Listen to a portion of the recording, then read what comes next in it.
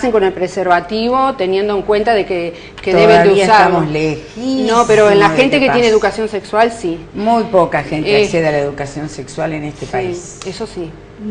Nosotros toda la semana salimos a la calle y le preguntamos a la gente determinadas preguntas. Vamos a ver lo que nos preguntaba la gente en la calle. ¿Has recibido información acerca de sexo en tu vida? Sí, de los 12 años, 13, ahí ya me empecé a informar abundante. ¿Y de qué forma te informaste? Mis padres, y después lo que es la escuela, el liceo. ¿Lo hablas con normalidad este tema? En nuestra edad, cada 10 minutos sale el tema. ¿Y con tu familia? Sí, también. ¿Piensas que hay mucho tabú hoy por hoy todavía? Más o menos. Más o menos. Con mis padres también y en el liceo. ¿Piensas que hay tabú todavía en la sociedad? En muchas familias sí, pero ahora está todo tan cambiado que ya no. ¿Socialmente también lo puedes hablar con normalidad el tema? No, a mí no me sale muy normal. Normalmente no. ¿Por qué no? Porque en mí sí es un tabú todavía, o sea, no es mucho que pueda hablar mucho. Fui manejando en forma muy natural y... ¿Qué edad tiene? 20 y 19. Y no, se maneja, por supuesto, ¿no? Hay edades para todo. Y uno lo va manejando a medida que va viendo que van sucediendo las cosas, ¿no? O sea, pero que es muy natural y en colaboración con mi señora, por supuesto, también, ¿no? En otras épocas era probablemente un tabú, no hoy día, creo que es un poco más abierto. Mucho más a nivel de familia, especialmente en el momento del desarrollo de los hijos, ¿no? Creo que con los hijos se habla más ahora que antes. Y lo hablo de forma totalmente natural. ¿Ya desde ahora? Sí, desde antes, desde hace ya tiempo. Sí. Como yo considero que es natural para mí, cada familia, cada padre tendrá su propia visión, su propia forma de encararlo. De la forma más natural, no sé, te puedo decir, si encontró un preservativo en casa, bueno, vamos a explicar qué es, para qué es esto mamá, para cuidarse, para que no tengamos bebés, se lo explico sin ninguna... Y que ella pueda preguntar, que no vea que hay ningún problema, o sea...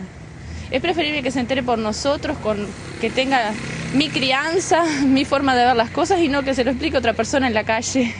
Yo tengo 4 hijos y es un tema que siempre se habló desde chicos, la sexualidad. Fueron a colegios privados y recibieron educación sexual como materia. Hay que hablarlo cuando tenga un poco uso de razón, ¿verdad? No de chiquito, pero sí decirle las palabras como son, enseñarlo de chiquito, el tema de cómo educarlo sexualmente, ¿no? En casa no se hablaba. Nosotros como que damos vuelta a la página y nosotros también le enseñamos al nene.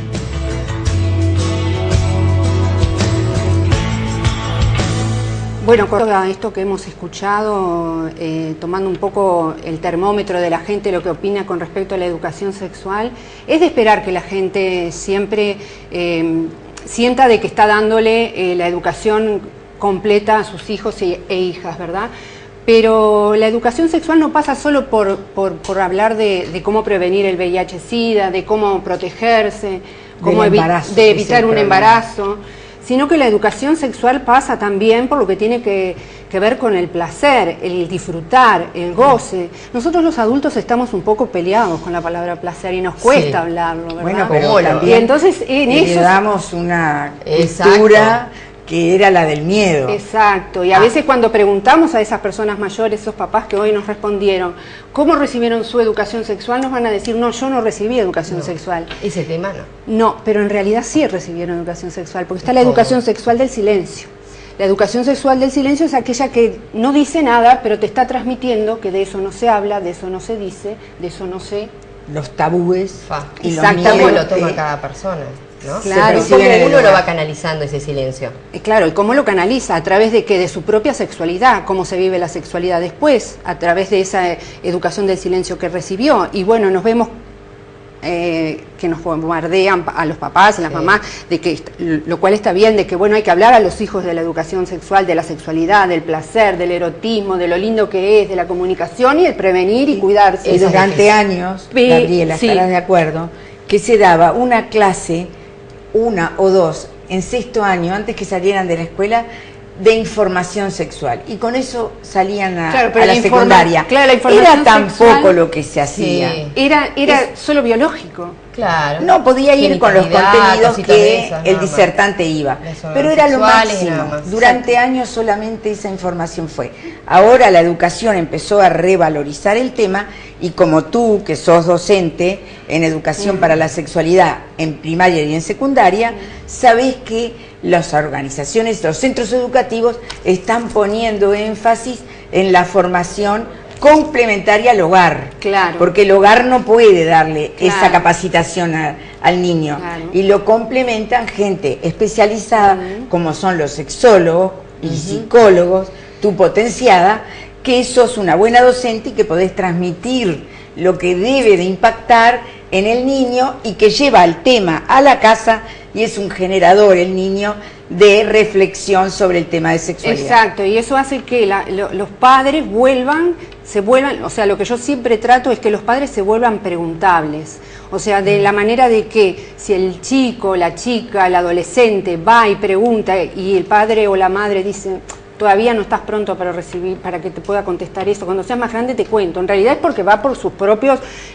tabúes y que no sabe cómo responder, es mucho más sincero decir, bueno, voy a averiguarlo y después te cuento, pero no, pasa esto y los adolescentes no vuelven a preguntar, basta que les digan que no y ya nunca más preguntan nada. Entonces después vienen las quejas de los padres, pero a mí no me pregunta nada. Pero si una responde. Exacto, entonces ¿dónde está la educación de la calle? Que no es la más correcta porque siempre está llena de errores, mitos, tabúes, prejuicios. Que pensar que en los últimos 40 años la evolución ha sido maravillosa, porque yo creo que con Moreira vamos a coincidir que nosotros vimos en las escuelas que le pegaban con la regla en la mano a los niños porque decían alguna palabra que podía insinuar sexo.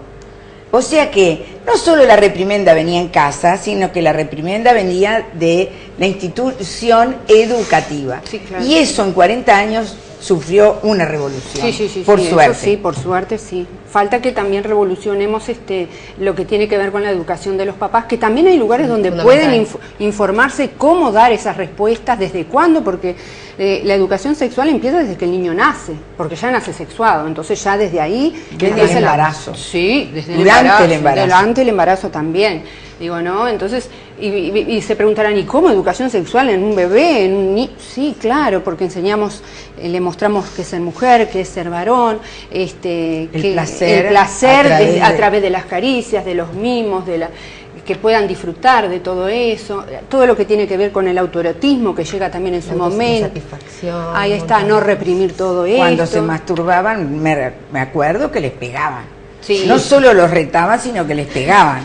Y eso, está bien, soy un poquito vieja, pero no tan vieja, y yo me acuerdo de eso. O sea que, y además una conducta diferente. Yo hoy miraba el conducción automática, y voy con el acelerador siempre.